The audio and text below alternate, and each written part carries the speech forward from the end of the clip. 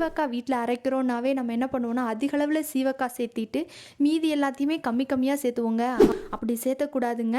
அப்படி சேர்த்துனா நமக்கு அதற்கான ஃபுல் பெனிஃபிட்ஸ் நமக்கு கிடைக்காது.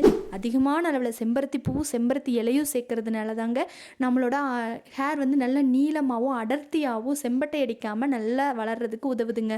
ஆலுவேரா எதுக்கு சேர்த்திருக்கோம் அப்படின்னா அந்த ஹேர் வந்து நல்லா சாஃப்டாகவும் இருக்கிறதுக்காக நான் ஆலுவேரா சேர்த்துருக்கோங்க. மோஸ்ட்லி வந்து நம்மளோட நேச்சுரலாகவே நம்மளோட முடியில் வந்து ஆயில் கண்டென்ட் இருக்குங்க.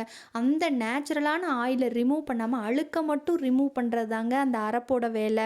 அதனால் அரப்பும் சேர்த்திருக்கோங்க. நம்ம முடி வந்து நல்லா வலுவாக இருக்கிறதுக்கு பளவளப்பாக இருக்கிறதுக்கு வந்து இந்த நெல்லிக்காய் உதவுதுங்க.